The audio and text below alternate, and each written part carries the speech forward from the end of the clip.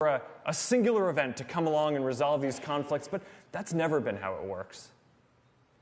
We focus on the major institutions, our government, the large companies, but the bigger story has always been regular people using their voice to take billions of individual steps forward to make all of our lives and our communities better. The future depends on all of us. And whether you like Facebook or not, I think we need to recognize what is at stake and come together to stand for voice and free expression at this critical moment. I believe in giving people a voice because at the end of the day, I believe in people.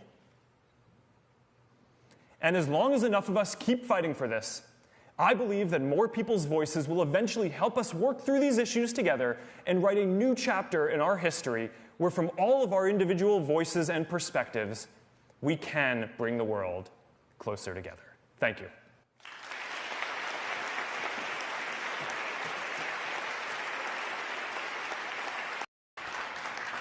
It's really great to be here at Georgetown with all of you today. Before we get started, I just want to take a moment to acknowledge that today we lost an icon, Elijah Cummings. He was a powerful voice for equality and for social progress and for bringing people together.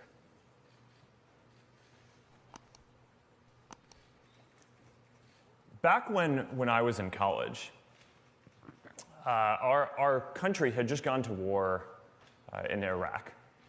And the mood on our campus was disbelief. A lot of people felt like we were acting without hearing a lot of important perspectives. And the toll on soldiers and their families and our national psyche was severe, yet most of us felt like we were powerless to do anything about it. And I remember feeling that if more people had a voice to share their experiences, then maybe it could have gone differently. And those early years shaped my belief that giving more people a voice gives power to the powerless and pushes society to get better over time.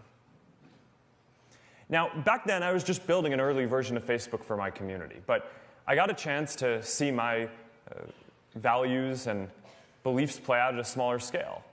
And when students got to express who they were and what mattered to them, they started more student groups, they organized more businesses, and they even challenged some established ways of doing things around campus. And it taught me the lesson that while a lot of the world often focuses on the big events and institutions, the bigger story is that most progress in our lives actually comes from individuals having more of a voice.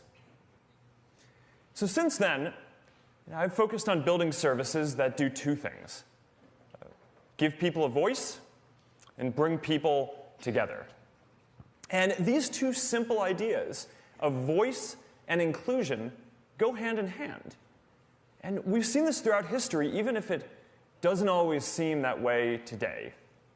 More people being able to share their experiences and perspectives has always been necessary to build a more inclusive society.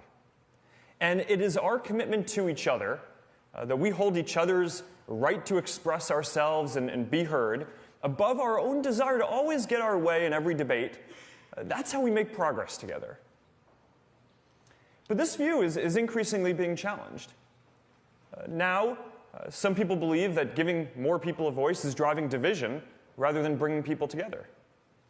More people across the spectrum believe that achieving the political outcomes that they think matter is more important than every person having a voice and being heard. And I think that that's dangerous.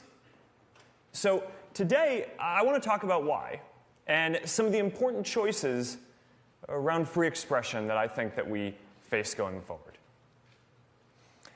Throughout history, we've seen how being able to use your voice, how people being able to use their voice helps people come together. We've seen this in the civil rights movement. Frederick Douglass once called free expression the great moral renovator of our society. He said, "Slavery cannot tolerate free speech." Civil rights leaders argued time and again that their protests were a protected form of expression, and one noted that nearly all of the cases involving the civil rights movement were